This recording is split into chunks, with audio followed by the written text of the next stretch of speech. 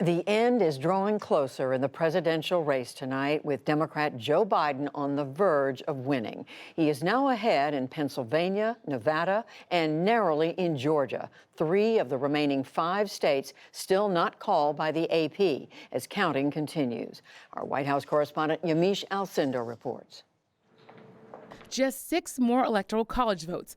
That's what Joe Biden needed to get the required 270 when he took the lead in Georgia and Pennsylvania, according to the Associated Press count.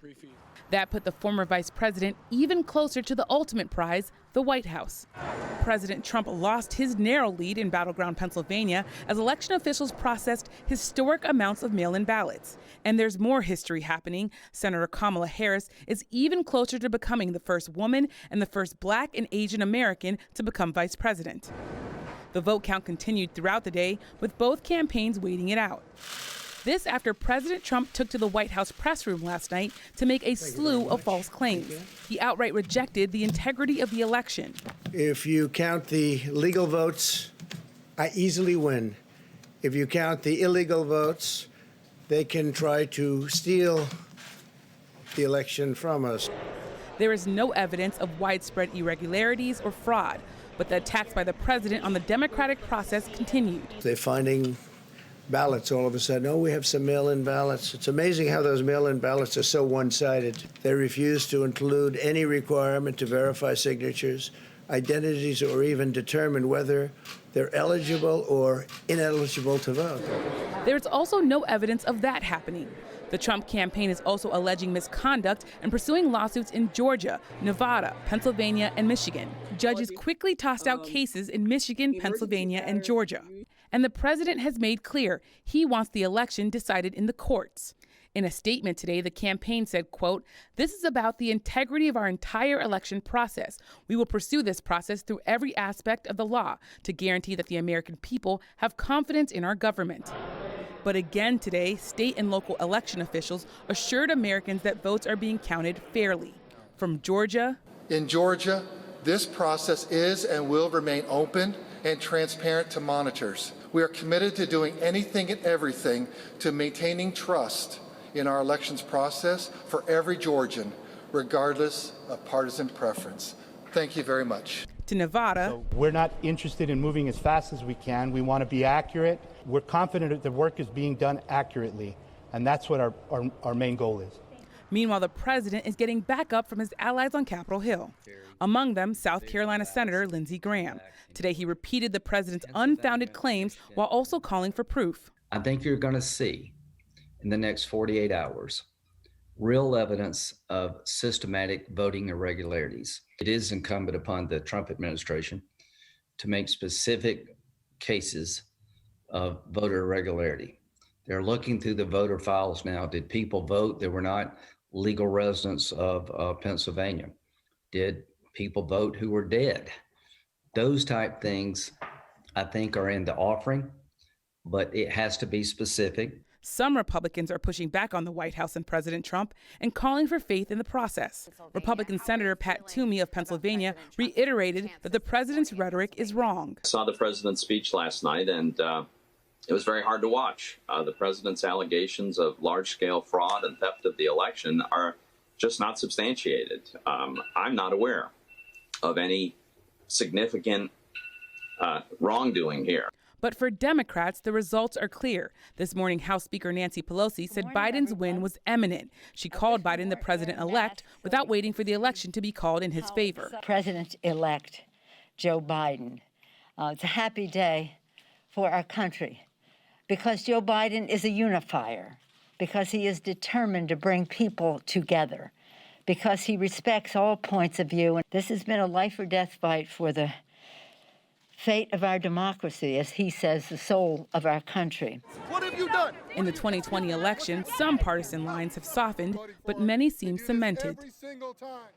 And Yamiche joins us now from outside the White House, and John Yang in Wilmington, Delaware. So, Yamiche, to you first, what exactly are the president's legal arguments now, and what are his potential paths now that Joe Biden has drawn ahead in several more states?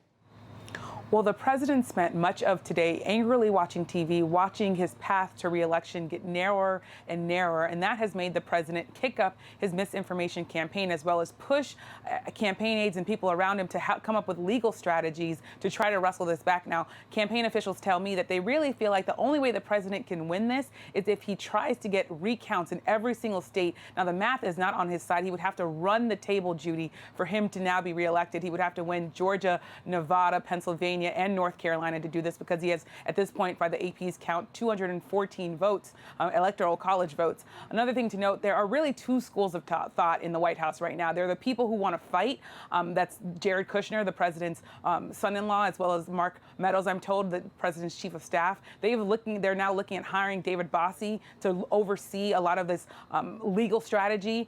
He's a conservative who is heading up the Citizens United and worked on the president's 2016 campaign. But there are also people who feel deflated, people who feel like this is a White House that's already winding down. I talked to Jaron Smith. He's the highest ranking African American in the Trump administration. Today was his last day, Judy. He said he was already planning to leave the administration, but there are people who are looking at that and saying people are already deciding, White House aides already thinking about the future, seeing this White House as one that is winding down, that is coming to an end.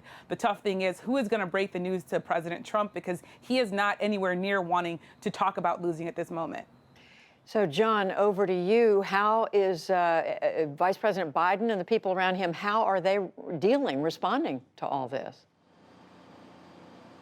Well, Judy, the Biden campaign says they see nothing. They see nothing. No lawsuits, no recounts, nothing that would change the fact, or they say is the fact, that once all the votes are counted, Joe Biden will be the president-elect.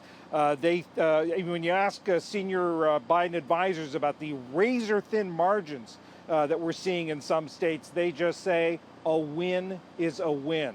They say it's just a matter of time. And as a matter of fact, they're even making plans for the former vice president to speak to the nation from here at the Chase Center out in Wilmington, Delaware, perhaps as soon as tonight. There's still, last time I checked in, they were still debating whether to do it tonight.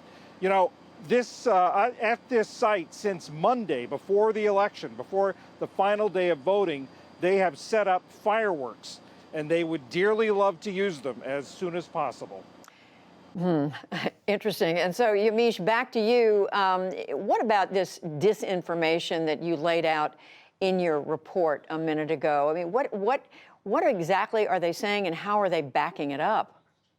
Well, as Joe Biden is preparing to really celebrate possibly winning this election, President Trump is leaning in on people to kick up this misinformation campaign. Last night, we saw the president deliver what might be his most dishonest speech yet. And I say that objectively because almost every sentence that the president said was false. He talked about votes being whittled away. He talked about votes magically appearing. He talked about Democrats stealing back and coming in the middle of the night to find votes. And that's why he was losing and losing his lead in critical states. We're also seeing the president do something that he did after the Access Hollywood tape in 2016. He's taking names and wanting Republicans to come out and support him. Especially his family is also saying that people need to go to war. Those are the words used by Donald Trump Jr., the president's son. And this is a lot of misinformation, a lot of things that are just simply not true. But the president is really hoping that Republicans get behind him. So we saw Senator Lindsey Graham as well as Senator Ted Cruz start to talk about whether or not there were things that looked nefarious in this election. But as we noted, election officials in every single state that the president